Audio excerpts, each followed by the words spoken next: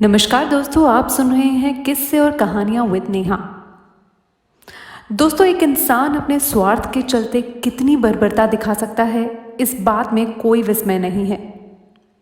ऐसी ही एक निर्मम और क्रूरता का परिचय देती है महादेवी वर्मा की कहानी गौरा गाय।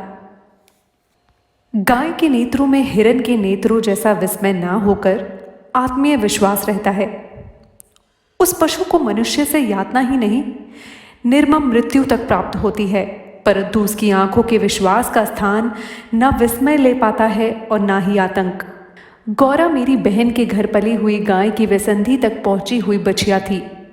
उसे इतने स्नेह और दुलार से पाला गया था कि वह अन्य गोवत्साओं से कुछ विशिष्ट हो गई थी। बहन ने एक दिन कहा, तुम इतने पशु पक्षी पाला करती हो, एक गाय क्यों नहीं पाल लेती जिसका कुछ उपयोग हो। वास्तव में मेरी छोटी बहन श्यामा अपनी लौकिक बुद्धि में मुझसे बहुत बड़ी थी और बचपन से ही उनकी कर्मनिष्ठा और व्यवहार कुशलता की बहुत प्रशंसा होती रहती है, विशेषतः मेरी तुलना में। यदि वे आत्मविश्वास के साथ कुछ कहती हैं तो उनका विचार संक्रामक रोग के समान सुनने वालों को तत्काल प्रभावित कर देता है।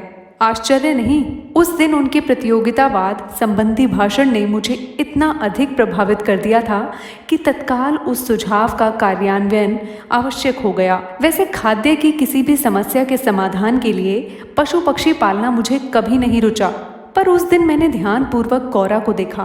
पुष्ट लचीले पैर, चिकनी भरी पीठ, लंबी सुडौल गर्दन, निकलते हुए छोटे छोटे सींग, भीतर की लालिमा की झलक देते हुए कमल की पंखुड़ियों जैसे कान, सब सांचे में ढला हुआ सा था। गौरा को देखते ही मेरी गाय पालने के संबंध में दुविधा निश्चय में बदल गई।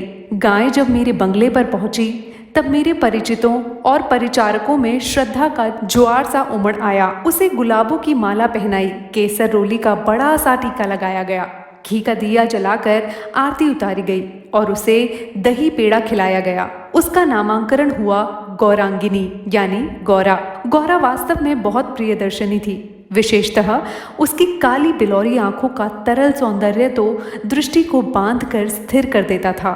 गाय के नेत्रों में हिरण के नेत्रों जैसा चकित विस्मय ना होकर एक आत्मीय विश्वास ही रहता है। उस पशु को मनुष्य से यातना ही नहीं, निर्मम मृत्यु तक प्राप्त होती है, परंतु उसकी आंखों में विश्वास का स्थान न विस्मय ले पाता है और न ही आतंक। महात्मा गांधी ने गाय करुणा की कविता है क्यों कहा, यह उसकी आंखें देखकर ही समझ आ सकता है।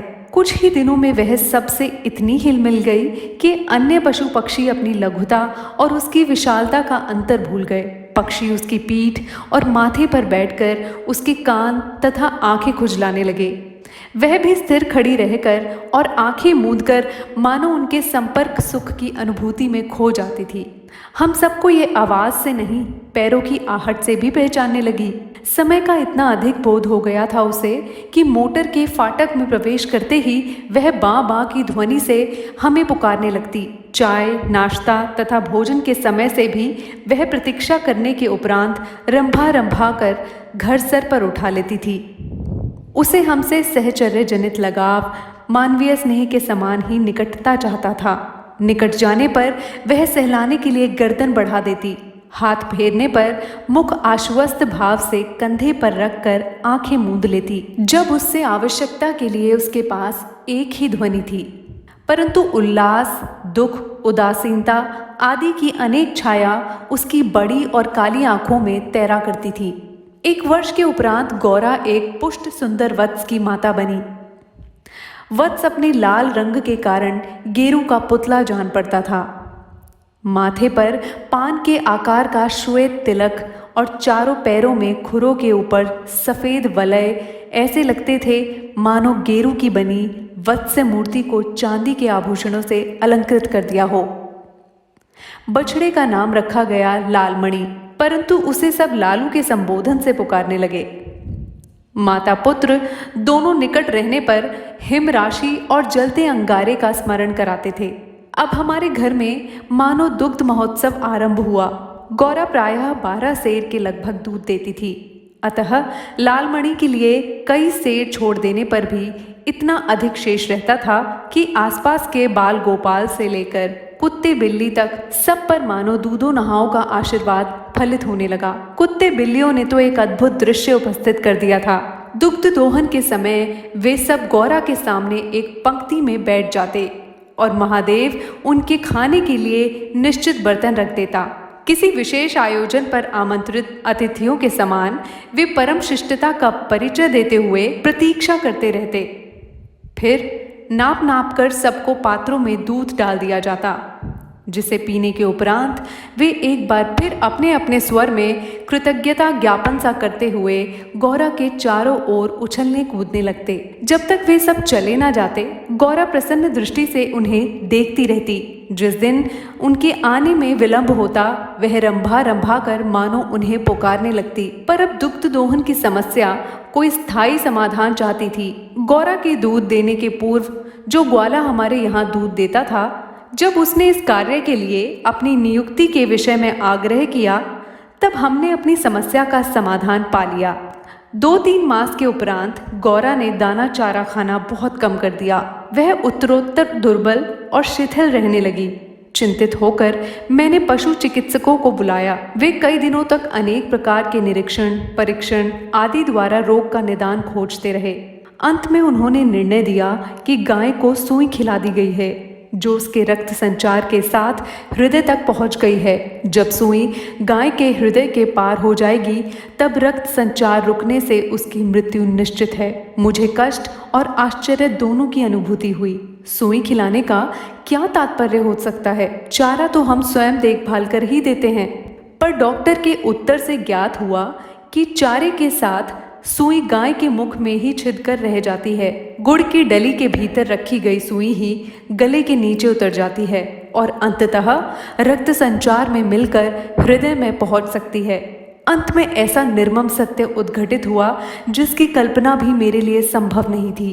प्रायः कुछ ग्वाले ऐसे घरों में जहां उनसे अधिक दूध लेते हैं, गाय का आना सह नहीं पाते। अवसर मिलते ही वे गुड़ में लपेटकर सुई उसे खिलाकर उसकी असमय मृत्यु निश्चित कर देते हैं। गाय के मर जाने पर उन घरों में वे पुनः दूध देने लगते हैं। सुई की बात ज्ञात होते ही ग्वाला एक प्रकार से अंतर्ध्यान हो गया, अतः संदेह का विश्वास में बदल जाना स्वाभाविक था। वैसे उसकी उपस्थिति में भी किसी कानूनी कार्यवाही के लिए आवश्यक प्रमाण जुटाना असंभव था।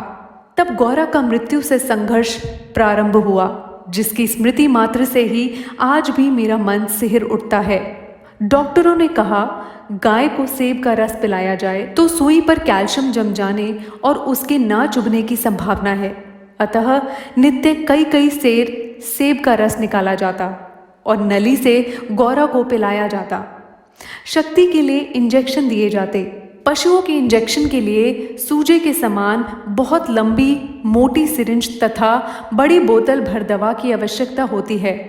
अतः वह इंजेक्शन भी अपने आप में शल्य क्रिया जैसा यातनामय हो जाता है।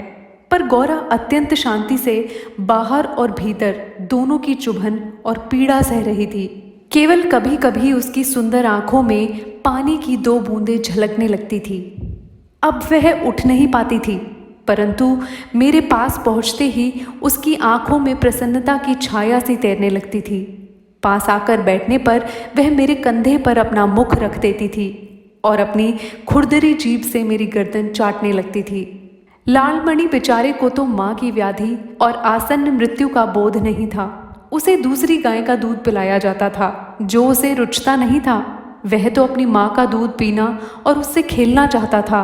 अतः अवसर मिलते ही वह गौरा के पास पहुंचकर या अपना सिर मार मार कर उसे उठाना चाहता था, या खेलने के लिए उसके चारों ओर उछल कूद कर परिक्रमा ही देता रहता। इतनी हष्ट पुष्ट, सुंदर, दूध सी उज्ज्वल पायसनी गाय अपने इतने सुंदर चंचल वत्स को छोड़कर किसी भी दिन निर्जीव हो जाएगी, यह सोचकर ही आंसू आ जाते थे।